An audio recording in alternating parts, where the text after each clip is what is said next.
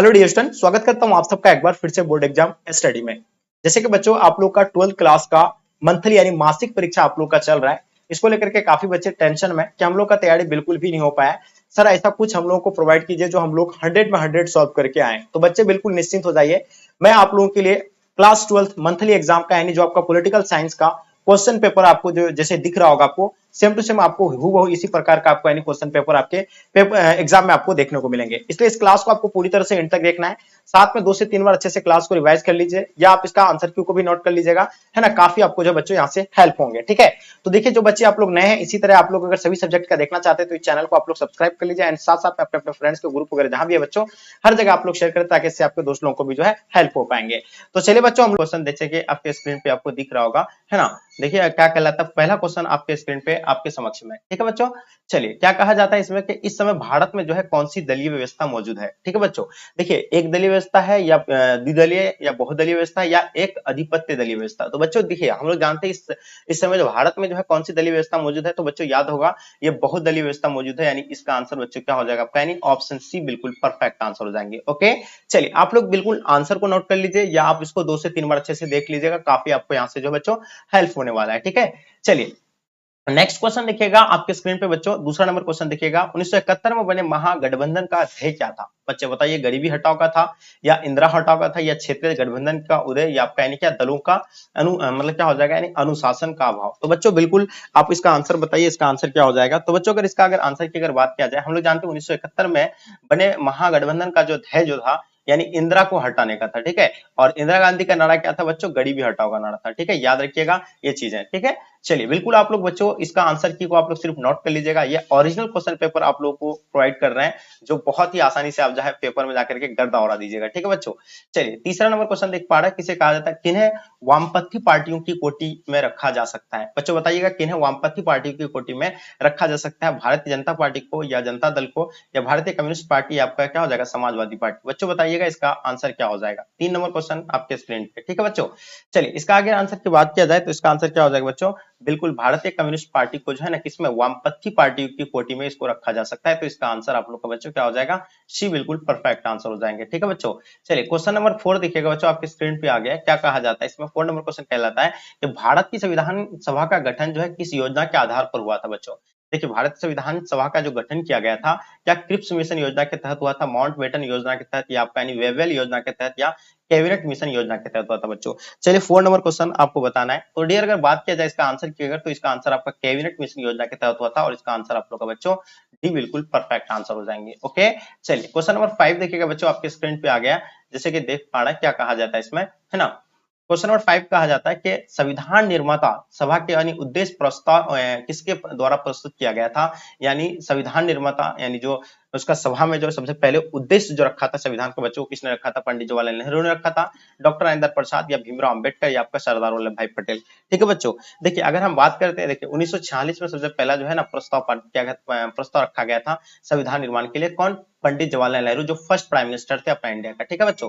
ये बिल्कुल इसका आंसर आपका ए राइट आंसर हो जाएंगे। ओके चलिए आगे हम लोग क्वेश्चन देखते हैं बच्चों। क्वेश्चन नंबर 6 देखिएगा आपके स्क्रीन पे आपके समक्ष में, है ना।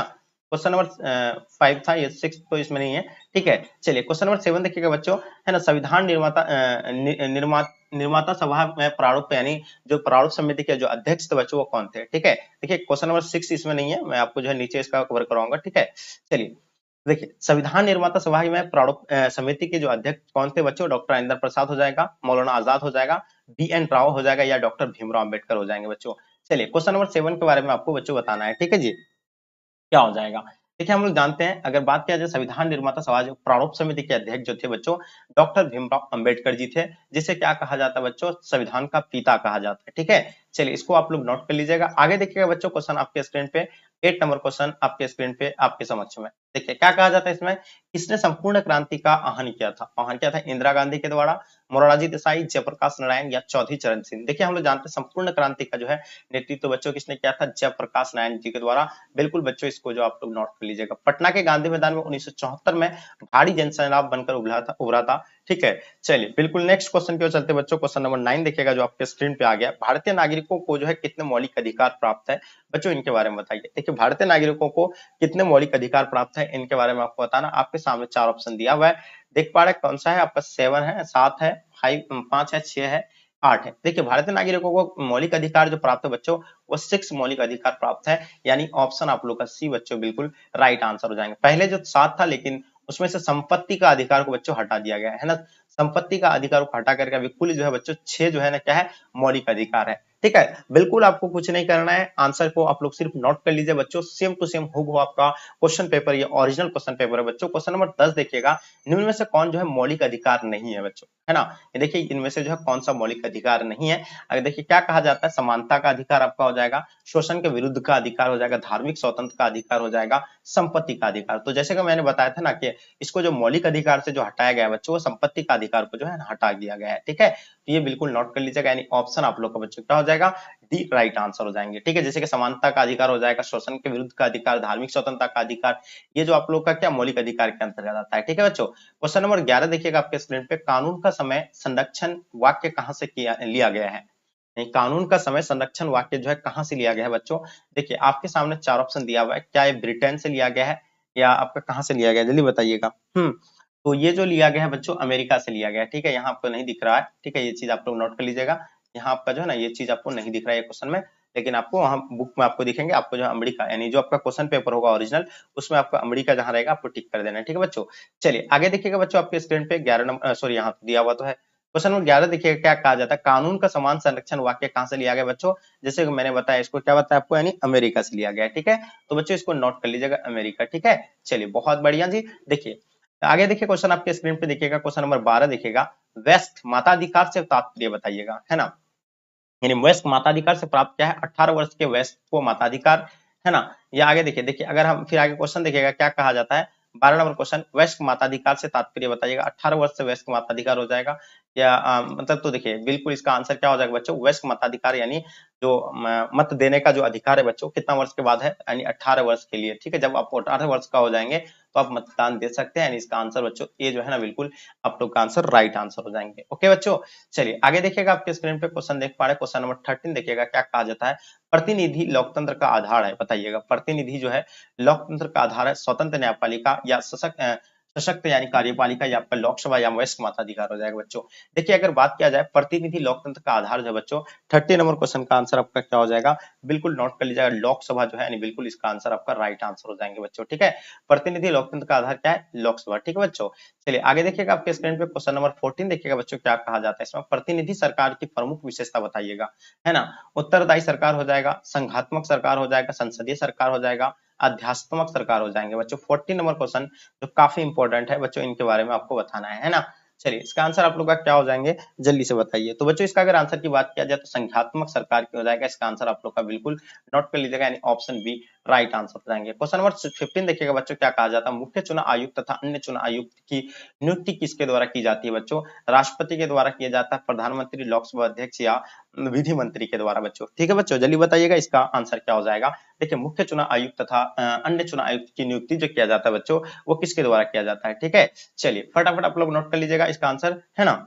चलिए तो इसका आंसर क्या हो जाएगा बच्चों, राष्ट्रपति, यानी बिल्कुल इसका आंसर बच्चों इसका राइट आंसर हो जाएंगे। ओके, चलिए आगे देखिएगा बच्चों, आपके स्क्रीन पे क्वेश्चन नंबर देख पा रहे हैं, क्वेश्चन नंबर 16 देखिएगा क्या कहा जाता है इसमें, मुख्य चुनाव आयुक्त का कार्यकाल जो होता है वो कितना वर्ष का होता है बच्चों। ठीक है, चलिए देखिए इसमें अगर मुख्य चुनाव आयुक्त की अगर बात किया जाए बच्चों, तो वो देखिए 6 वर्ष या 65 वर्ष की आयु तक जो है भी पहले हो, यानी इसका आंसर आप लोग का बच्चों क्या हो जाएगा, बी राइट आंसर हो जाएंगे। ठीक है, चलिए देखिए यहाँ क्या है, मुख्य चुनाव आयुक्त का कार्यकाल कितना होता है बच्चों, 6 वर्ष या यानी 65 वर्ष की आयु तक जो पहले हो। ठीक है बच्चों, चलिए देखिए नेक्स्ट क्वेश्चन की ओर चलते हैं हम लोग। क्वेश्चन नंबर आप देख पा रहे हैं, क्वेश्चन नंबर 17, भारत की जो प्रधानमंत्री है वो क्या नियुक्त होते हैं या आपका यानी निर्वाचित होते हैं, मनोनीत किया जाता है इसमें, इनमें से कोई नहीं। तो देखिए भारत के जो प्रधानमंत्री को जो है ना बच्चों क्या किया जाता है ये बताइए आप लोग। देखिए हम लोग जानते हैं इसको नियुक्त होते हैं, है ना, बिल्कुल नियुक्त किए होते हैं ये, और इसका आंसर आप लोग का बच्चों बिल्कुल राइट आंसर हो जाएंगे। ठीक है, चलिए बहुत बढ़िया जी, है ना। चलिए नेक्स्ट क्वेश्चन की ओर चलते हैं बच्चों, क्वेश्चन नंबर 18 देखिएगा क्या कहा जाता है, भारत की संविधान किस अनुच्छेद के अधीन भारत के राष्ट्रपति पर जो है महाभियोग जो है चलाया जा सकता है। तो देखिए 18 नंबर क्वेश्चन का आपको आंसर देखना, भारत के संविधान के किस अनुच्छेद के अधीन भारत के राष्ट्रपति पर जो है महाभियोग चलाया जा सकता है बच्चों। चलिए ये काफी इंपॉर्टेंट है, आपके सामने जो है ऑप्शन दिया हुआ है, जल्दी बताइएगा, है ना। देखिए क्वेश्चन आप लोगों का देख रहे हो ना, आप लोग अनुच्छेद 356, अनुच्छेद 75 या अनुच्छेद 76 या अनुच्छेद 61। तो बच्चे बताइएगा 18 नंबर क्वेश्चन का आपको आंसर बताना है, ठीक है। तो देखिए इसका आंसर क्या हो जाएगा, बिल्कुल आप लोगों का आंसर परफेक्ट आंसर होना चाहिए, यानी अनुच्छेद 61 के तहत जो बच्चों क्या चलाया जा सकता है, महाभियोग चलाया जा सकता है, ठीक है बच्चों। देखिए आप लोग अगर इस बार बोर्ड एग्जाम देने जा रहे हैं 2025 में बच्चों, अगर आप 2025 में एग्जाम देने जा रहे हैं, आपका तैयारी बिल्कुल भी नहीं हो पा रहा, तो इस चैनल को आप सब्सक्राइब कर लीजिए, क्योंकि इस चैनल के माध्यम से आपका संपूर्ण एग्जाम का तैयारी करवाया जाएगा, बिल्कुल आपको जो है ब्रांड क्वालिटी में, क्योंकि इस बार हम लोग जो है स्टेट टॉपर में भी हम लोग का रहा है, डिस्ट्रिक्ट टॉपर में भी इस बार जो है आया है बच्चों, ठीक है। तो अगर आप तैयारी करना चाहते हैं बेहतर, तो आप इस चैनल को सब्सक्राइब कर लीजिए, और साथ साथ में अपने अपने फ्रेंड्स के ग्रुप वगैरह जहां भी है, हर जगह आप लोग जरूर शेयर कीजिएगा, ठीक है बच्चों। चलिए क्वेश्चन देखिएगा 90 नंबर क्वेश्चन क्या कहा जाता है, भारत में राष्ट्रपति की स्थिति जो बताना आपको बच्चों, ये क्या है, अमेरिकी के राष्ट्रपति के समान है, एंड आगे देखिएगा आपके स्क्रीन पे क्या है, कनाडा के गवर्नर जनरल के समान है, या ब्रिटिश महारानी के समान, या पूर्व सोवियत संघ के राष्ट्रपति के समान है बच्चों, ठीक है। तो बताइएगा इसका आंसर क्या हो जाएगा, यानी भारत के राष्ट्रपति के बारे में आपको बताना है, भारत के राष्ट्रपति का स्थिति के बारे में आपको बताना है बच्चों, तो क्या हो जाएगा इसका आंसर, जल्दी से बताइएगा, ठीक है। चलिए 90 नंबर क्वेश्चन का बच्चों आंसर देना है आपको, इसका आंसर क्या हो जाएगा। तो देखिए ये ब्रिटिश महारानी के समान अधिकार है, इसका आंसर आप लोग का बच्चों क्या हो जाएगा, यानी ऑप्शन आप लोग का सी बिल्कुल राइट आंसर हो जाएंगे, ठीक है बच्चों। चलिए क्वेश्चन नंबर 20 देखिएगा क्या कहा जाता है, राज्यसभा की सदस्यता के लिए जो है न्यूनतम आयु क्या है, यानी जो राज्यसभा के सदस्य के लिए न्यूनतम जो आयु चाहिए बच्चों, वो क्या होना चाहिए, ठीक है। आयु जो है 25 वर्ष से कम होना हो, आयु जो है 30 वर्ष से कम ना हो, या आयु 21 वर्ष से कम ना हो, या आयु जो है 35 वर्ष से कम ना हो, ठीक है बच्चों। तो देखिए इसके लिए जो होना चाहिए बच्चों क्या, 30 वर्ष से कम ना होगा, ठीक है, मिनिमम जो है 30 वर्ष चाहिए, किसके लिए, यानी राज्यसभा की सदस्यता के लिए, ठीक है बच्चों। चलिए आगे देखिएगा क्या कहा जाता है, भारत में उपराष्ट्रपति का निर्वाचन किया जाता है, देखिए उपराष्ट्रपति का जो निर्वाचन किया जाता है, राज्यों के जो है विधानसभा द्वारा, या उस निर्वाचक मंडल द्वारा जो राष्ट्रपति को चुनता है, या आगे देखिएगा राज्यसभा के सदस्य द्वारा, या संसद के दोनों सदनों के सदस्य द्वारा। तो बच्चों इसका आंसर आप लोग को बताना है, इसका आंसर क्या हो जाएगा, ठीक है। तो इसका आंसर अगर जो बात किया जाए बच्चों, तो इसका आंसर आपका क्या हो जाएगा, उस निर्वाचन मंडल द्वारा जो राष्ट्रपति को चुनता है। तो बच्चों इसका आंसर बिल्कुल ऑप्शन बी बिल्कुल राइट आंसर हो जाएंगे। ओके आगे देखिएगा आपके स्क्रीन पे क्वेश्चन क्या कहा जाता है, 22 नंबर क्वेश्चन, राज्यसभा के कोड़म के लिए जो निर्धारित संख्या बताना आपको, ठीक है।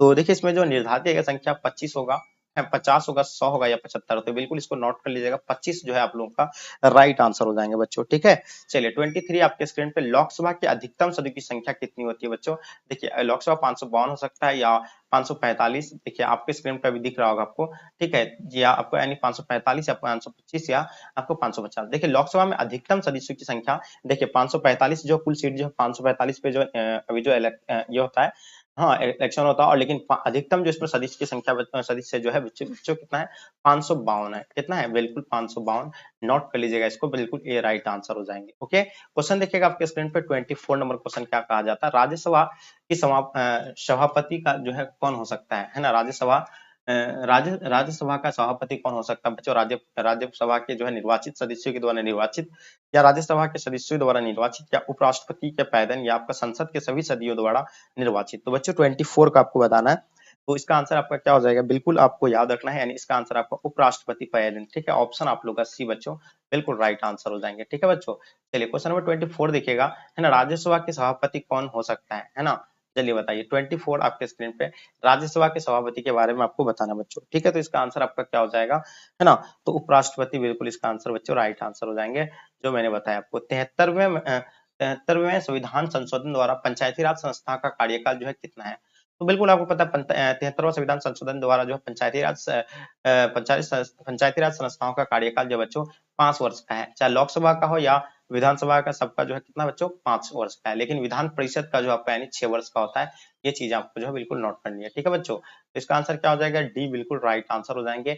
आगे देखिएगा क्या कहा जाता है 26 नंबर, 73वां संविधान संशोधन द्वारा भारतीय संविधान के कौन सा अनुसूची में जोड़ी गई है, देखिए 73वां संविधान संशोधन द्वारा जो है भारतीय संविधान में कौन सी अनुसूची जोड़ी गई है, तो 9वीं अनुसूची बिल्कुल नहीं, एंड 10वीं नहीं, 11वीं अनुसूची बच्चों इसमें जोड़ी गई है, और इसका आंसर आप लोग का 11वें राइट आंसर हो जाएंगे, ठीक है। चलिए 27 देखिएगा, विधानसभा का सदस्य निर्वाचित होने के लिए जो है कितनी उम्र की आवश्यक है ना, कितनी उम्र होना चाहिए, है ना, विधानसभा का सदस्य निर्वाचित होने के लिए बच्चों, तो बिल्कुल हम लोग जानते हैं 27 का आपका जो बच्चों क्या हो जाएगा, बिल्कुल 25 वर्ष उसके लिए उम्र चाहिए, ठीक है। तो इसका आंसर आपका 25 वर्ष बिल्कुल परफेक्ट आंसर हो जाएंगे। किसी भी राज्य की विधानसभा की अधिकतम अनुयोग्य सदस्य सीमा जो होता है बच्चों कितना होता है ना। तो देखिए किसी भी राज्य की विधानसभा की जो अधिकतम अनुयोग्य सदस्य की सीमा जो होती है 400 सदस्य होती है। 425 सदस्य, या आगे देखिएगा आपके स्क्रीन पे क्या क्या है, 500 सदस्य, या आपका क्या हो जाएगा 545, ठीक है। तो इसमें जो है अधिकतम होना चाहिए कितना, 500 तक होना चाहिए, कितना 500 बिल्कुल सदस्य, यानी ऑप्शन आप लोग को बच्चों सी जो है ना राइट आंसर हो जाएंगे, ठीक है। 29 नंबर क्वेश्चन देखिएगा, विधान परिषद का सदस्य निर्वाचित होने के लिए जो है न्यूनतम उम्र क्या होना चाहिए। देखिए विधान परिषद के लिए जो है आपको न्यूनतम उम्र की अगर बात किया जाए तो ये कितना होना चाहिए, 18 वर्ष का होना चाहिए, यानी 25 वर्ष या आपका 21 वर्ष या आपका 30 वर्ष, ठीक है बच्चों। तो इसका आंसर क्या हो जाएगा, ठीक है।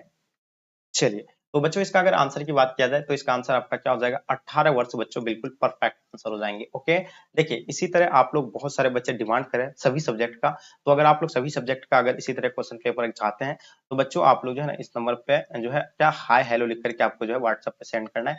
उसके बाद आपको एक लिंक मिलेगा, लिंक पे क्लिक करके आपको उसको फॉलो करना है। उसके बाद उसमें आपको जो है सारा चीज का सोल्यूशन, सब्जेक्टिव ऑब्जेक्टिव सारा चीज आपको मिल जाएंगे, ठीक है बच्चों। तो चलिए आप लोग जो है, जो बच्चे आप लोग पहले नए आए हैं, इस चैनल को पहले सब्सक्राइब कर लीजिए, ठीक है।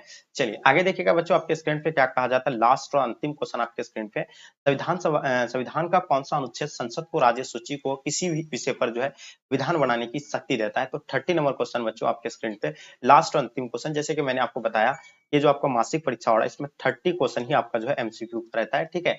चलिए, क्योंकि क्वेश्चन का संख्या आपका कम रहेंगे तो देखिए आप लोग बेहतर रिजल्ट कीजिए, क्योंकि आपको प्रत्येक मंथ आपको जो है रिजल्ट मिलने वाला है। तो इसलिए आप जो है, आप अगर चाहते हैं कि मेरा एक रैंक में आए तो आप जो है बिल्कुल एक प्रश्न को भी गलती नहीं करेंगे, एकदम हूबहू आपको जो है टिक करके आना है, ठीक है बच्चों। देखिए अगर आप पेपर नहीं दिए हैं तो इसका आंसर की को आप लोग नोट कर लीजिएगा अच्छे से, ठीक है। तो बच्चों इसका आंसर क्या हो जाएगा बच्चों, इसका आंसर अनुच्छेद 249 जो है बच्चों, इसका आंसर आप लोग का राइट आंसर हो जाएंगे। यानी संविधान का कौन सा अनुच्छेद संसद को राज्य से सूची के किसी विषय पर जो विधान बनाने की शक्ति देता है, तो वो अनुच्छेद 249, ठीक है बच्चों। तो बिल्कुल इसको नोट कर लीजिएगा, काफी इंपॉर्टेंट है, ठीक है बच्चों।